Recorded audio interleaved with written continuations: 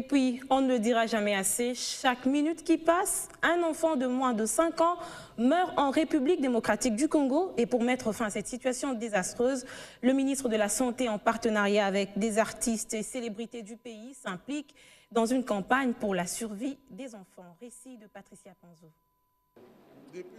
Ils étaient réunis ce vendredi comme un seul homme, mais aussi avec un seul objectif, soutenir le bien-être des enfants congolais. Eux, ce sont les artistes musiciens et comédiens, ainsi que les chroniqueurs de musique. Une matinée de plaidoyer organisée par l'ONG World Vision et Save the Children qui appuie le ministère de la Santé publique à travers sa campagne de santé sur la survie de l'enfant. Ceci en vue d'impliquer ces artistes et célébrités dans la question liée à la mortalité des enfants congolais de moins de 5 ans.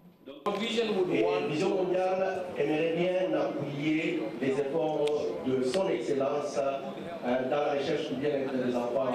Alors c'est vraiment un moment intéressant pour nous d'être en partenariat avec ces célébrités. Très influent dans la société congolaise, en tant que leader d'opinion, musiciens, chroniqueurs de musique et comédiens ont vu leurs services sollicités par le ministre de la Santé publique. Les enfants congolais doivent vivre. Et vous, en tant qu'artistes, et nous, parce que je me joins à vous, nous devons ensemble élaborer une stratégie commune. Je n'ai pas voulu que cette stratégie, moi, je l'élabore au ministère avec les partenaires. Cette stratégie doit venir de vous. Voilà pourquoi je nous invite, à l'issue de cette rencontre, que vous puissiez mettre sur pied un comité pour la survie de l'enfant. Soucieux de mettre fin à cette vague de mortalité infantile, tous ont promis leur implication. La seule chose à relever est qu'ils aient finalement compris ce qui était pour moi une évidence, qu'il fallait impérativement associer les artistes pour faire avancer le message. Maintenant qu'ils l'ont compris, j'espère que tout sera mis en œuvre pour pouvoir travailler ensemble et avancer encore mieux ce message. À travers nos émissions, nous allons parler de la manière de pouvoir protéger nos enfants.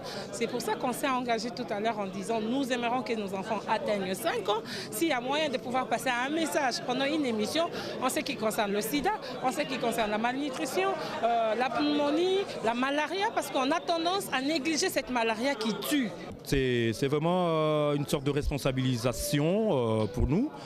Je pense que c'était quand même une sorte de rappel pour nous et nous allons nous y prendre comme on vient de le promettre au ministre, étant donné que nous aimons cette population.